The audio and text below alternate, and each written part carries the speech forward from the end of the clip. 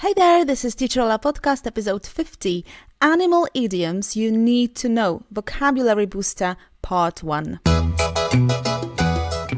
My name's Ola and I teach English through online one-to-one lessons.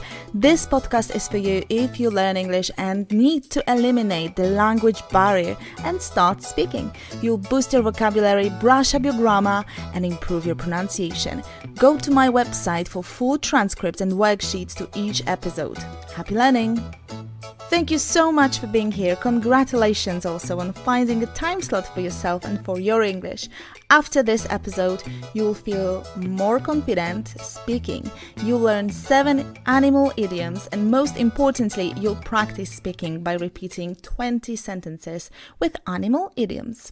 After this episode, download the worksheet and practice translating Polish sentences into English. Sentences taken right from this episode. It's available at teacherola.com/50, teacherola.com/50. If you think you should revise what idioms are and what kind of idioms are out there and why we should learn them and use them, go to teacherola.com/14. It's an episode on weather idioms, but at the beginning of that episode, I explained those things. Now, let's focus on popular, commonly used 7 animal idioms to boost your vocabulary and confidence in speaking. In order to achieve that, I recommend you repeating idioms after me and then repeating whole sentences. Only speaking out loud will allow you to speak better English. Shall we? Idiom number 1 is dog days.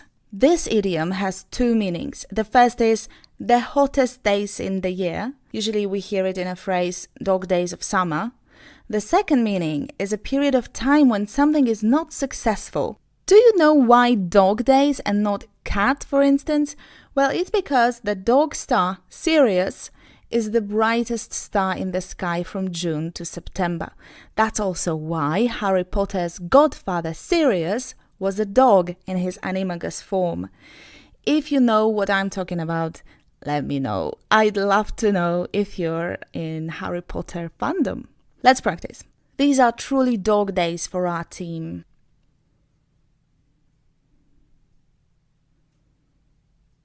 These are dog days for the film production.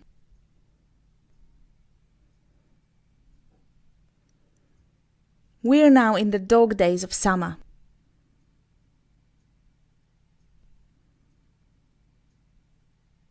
Number 2, to weasel out of something. In fact, it's a phrasal verb. To weasel out means to avoid doing something that you ought to do or you have promised to do. It's usually done in a clever way, just like a weasel. Repeat after me. Stop trying to weasel out of our agreement.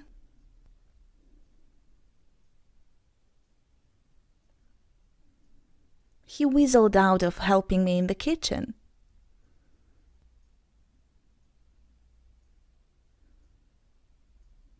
I must find a way to weasel out of it. Number 3, the elephant in the room. Imagine a room with people talking, and in the middle of the room, there's this huge animal no one can really miss, and yet nobody even mentions its presence. It's obvious, but it's a problem and it's an inconvenience. Nobody wants to talk about it. Listen and repeat after me. The animal right issue was the elephant in the room in that election.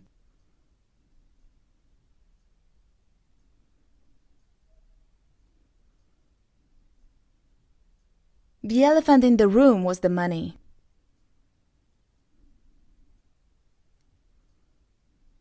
There's a big elephant in the room and it's shutting coal mines.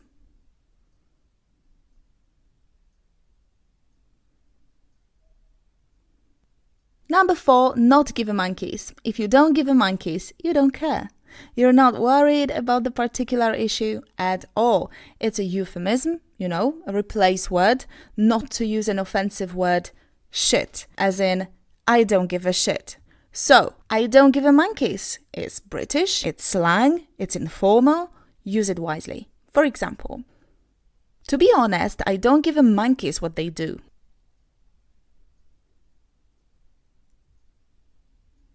You know what? I couldn't give a monkeys about that.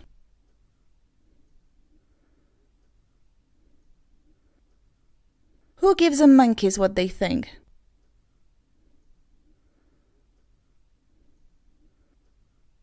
Number 5, the world's your oyster.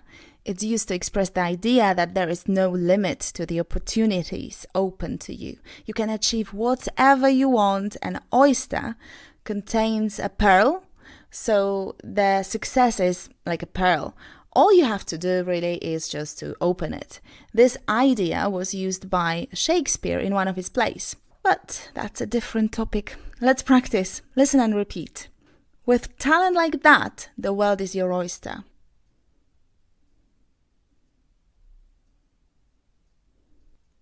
I was always given the impression that the world was my oyster.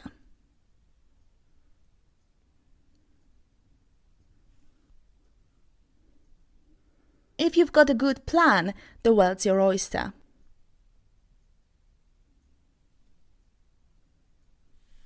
Number 6, wolf in sheep's clothing.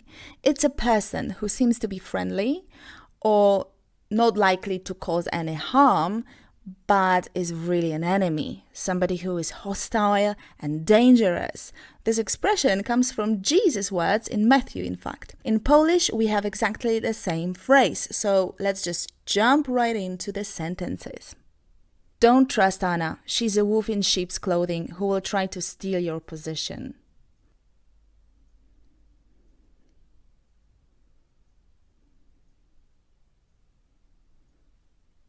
He looks like a noble man, but in fact, he's a wolf in sheep's clothing.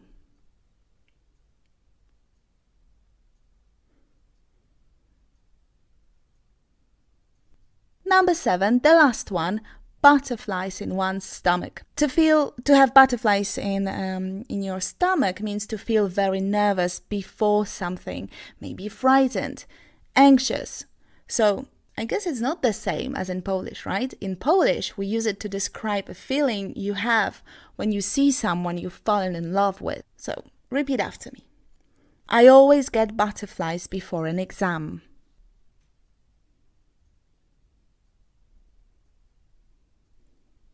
I get butterflies in my stomach just thinking about it.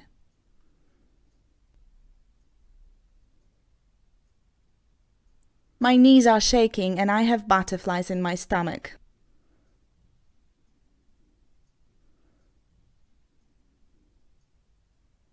Yes, here you have it. 7 animal idioms you need to know. Now, your turn. Let me know which idiom is your favorite and start using it right away. So, which one do you like the most? Leave a comment at teacherola.com/50. Now it's time to download the worksheet and do your homework. Practice translating Polish sentences with Polish equivalents of animal idioms into English. Good luck! teacherola.com/50. Share this episode with someone you think might need it, and don't forget to come back here next Wednesday. Learn English with music. Have a great week. Happy learning. Bye bye.